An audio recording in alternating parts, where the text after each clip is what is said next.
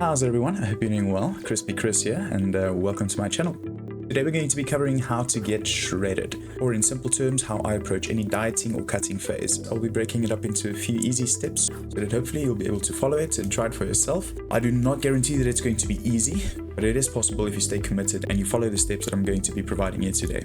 Now, I know it can be quite intimidating to try and get lean or lose weight if you don't know much about fitness or about dieting, but I'm going to try my best to break it down as simple as possible so that it's easy enough for you to follow, and hopefully you can get some good results of this just as I have done many times over.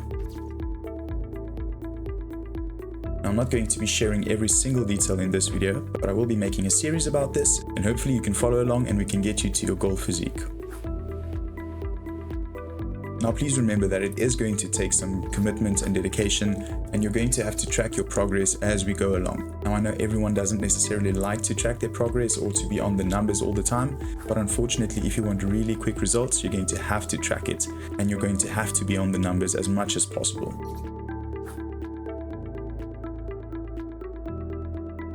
Now, there's lots to talk about, and I don't want to get into too much detail in this first video, but I'm quite excited about this. I can't wait to share all the knowledge with you and all the years and years of experience that I've built up through doing transformations on transformations, bulking phases, cutting phases, and I've honestly tried almost all diets out there. Now, surprise, most of them work, and I've got some great results on many a diet before, but it's not always easy to maintain every single diet because sometimes the diets are just plain boring. I don't enjoy them. It's eating the same thing over and over again, and that doesn't make it easy for me to follow. Honestly, I want something that's more of a lifestyle and less of a diet. That's why I took bits and pieces of every single diet that I've tried in the past, and I've designed this diet, or this lifestyle rather, and it works for me. It has worked wonders over the years, and to this day, this is still what I'm doing, and this is how I'm able to look as I look and get the results that I get as quickly as possible. So let's get into it. So I will be sharing some of the fundamentals of how to get lean, or how to get shredded, or lose weight, or lose fat, whatever you want to call it. These are the basics that you need to know to get started.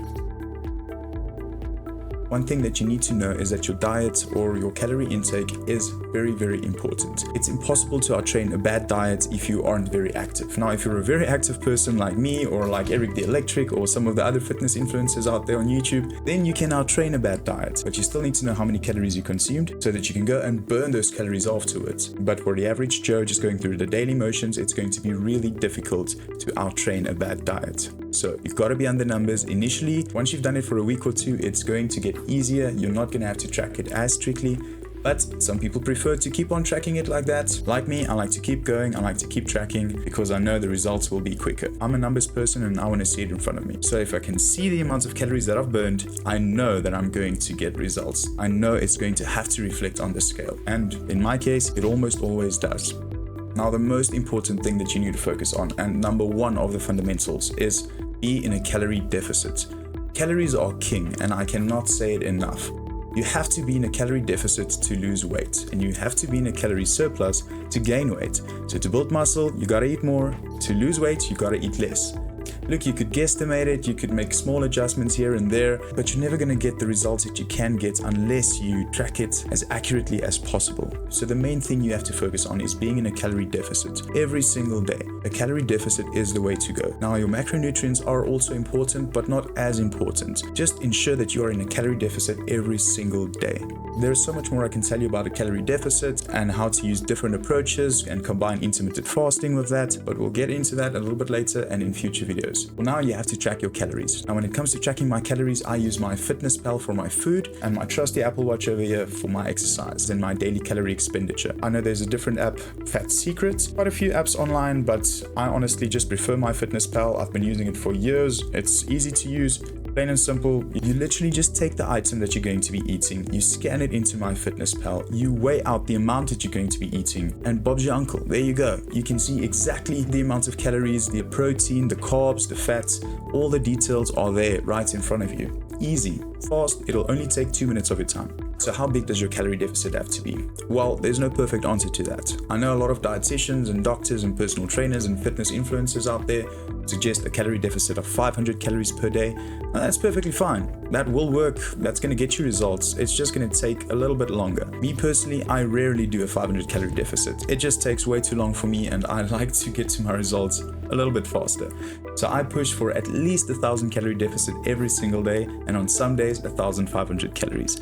That's my go-to. Now, I'm only human and I'm not perfect, so there are days where I will eat in maintenance, but most of the time I'm pushing for 1,000 calorie to 1,500 calorie deficit. And please don't stress about losing muscle. You literally have to be in that deficit for extended periods of time and not consume any protein to lose muscle. I've never had the problem of losing muscle because I always kept my protein levels quite high. But we'll go into detail on protein a little bit later and in future videos. One of the most important things that I combine with being in a calorie deficit is intermittent fasting. Now, I'm not suggesting that every person watching this video does intermittent fasting, but I can tell you that it's going to work wonders, and in my case, it's honestly changed my life. The way I see it and the way I approach it is I could eat 6 500 calorie meals every single day, which would probably be very small meals, very basic, not nice, probably would taste quite average. Now, I would much rather skip those 6 meals and divide it into either 2 meals or 1 meal. By doing that, your meals can be a lot bigger, a lot more volume, and a lot less strict on your sauces and everything that you are adding to your food. It's very simple, it's very basic. Intermittent fasting really does wonders. Now, there's many different intermittent fasting windows that you can follow: a 16-8 split, a 24 split, the OMAD diet, which is 1 meal a day, or fasting for 24 hours, 48 hours, or 36 hours. I do all of the above and I incorporate them into my diet. In this 12-week dieting phase that I'm busy with right now, I've done a 24-hour fast, I've done a 48-hour fast, a 36-hour fast, I've done the OMAD, I've done 16-8 splits, I've done 24 splits. I really incorporate all of them into my diet depending on my energy levels, how my weekend is planned, how my week is planned, how work is keeping me busy. Honestly, that's the key to my success. By switching it up every single day and doing what I need to do in order to function like a normal human being, by doing that, that's how I reach my goals. I'm not eating exactly the same thing every single day. I'm not eating it at exactly the same time every single day. My main focus is being in a calorie deficit. Whichever intermittent fasting window I use, I just focus on being in a deficit every day, and bam. And guess what? The next morning when I jump on the scale, I'm lighter. Yes, I have less fat, less water weight, everything that I wanted. Good news, right?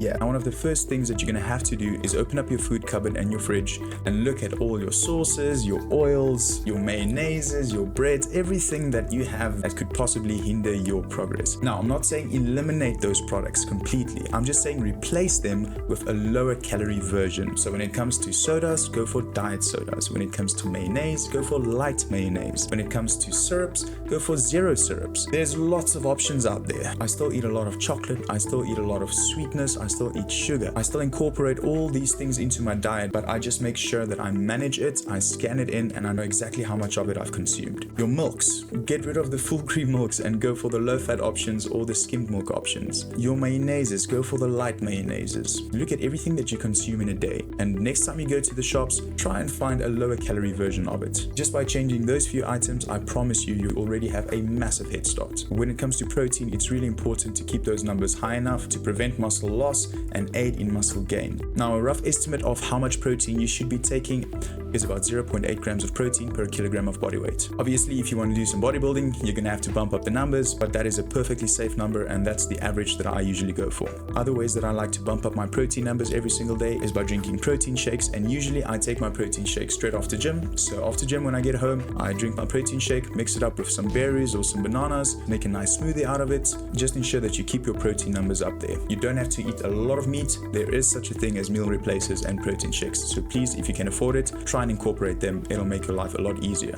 So can I eat cheat meals? Yes, you can still eat cheat meals, but just know that if you consume a cheat meal, you are going to be slowing down your progress. So what I try and do is remove the cheat meals as long as I can, and once I really feel that I'm craving something, I would have a cheat meal, but I would still scan it into my fitness pal. I would look at the damage, I would see what the number is, and the following day I would ensure that I go work off that cheat meal, or at least half of that cheat meal. Now, cheat meals are not bad. They keep you motivated and they give you a goal to work for. The way I approach it is I work my ass off during the week, and then I look forward to having a a proper cheat meal at the end of the week come weekend. But the key to that is still tracking your cheat meal and ensuring that you don't waste all the hard effort that you put in throughout the week, and you don't just eat everything back in one sitting over the weekend. You have to keep an eye on that, because it's quite easy to go get some takeaways, go home, watch a movie, consume a few chocolates, a little bit of ice cream, a slice or two of pizza, and before you know it, all the calories that you burnt during the week, your 3,500 calorie deficit, bam, you just ate it back. Sorry man, bad luck. That's where a lot of people get it wrong and eventually stop their diet, because they don't see any results, they don't see any progress, and then they stop their diet because obviously it's not working. But at the end of the day, they honestly just consumed all of their calories over the weekend. That's the reason why the scale isn't changing and why the measurements aren't changing.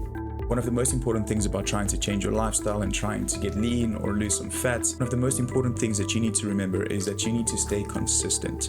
Consistency is key. If you're not going to be consistent and keep at it day after day, week after week, your results are not going to come. Now, I know it can be difficult in the first week or two when you don't necessarily see the results in front of you when you look in the mirror. But trust me, when you hit week 4, 5, and 6, you will see a difference. You will start noticing the results, I promise you. And to end the video off, I would like to show you guys what I consume on the average day. I'm going to be giving you 2 samples, a Monday option and a Tuesday option. Now, I do not suggest that you follow this exact diet because it's not necessarily going to work for you. It's possibly not even what you like eating. The way I approach it is I reverse engineer my diet. I go and have a look at what I want to eat, what I'm craving, what I want in my diet in order to continue doing it without any effort, and then I put that inside of my meal plan. Now, on a Monday it would be meal A and B, and on Tuesday it would be meal C and D. Remember, I'm fasting right now, but for those of you who does not want to fast, I will add a sample diet at the end consisting of 3 to 4 meals with 2 to 3 snacks in between. Honestly, I do hope some of this information helped a little bit. Please, if you've got any further questions, don't hesitate to leave a comment below.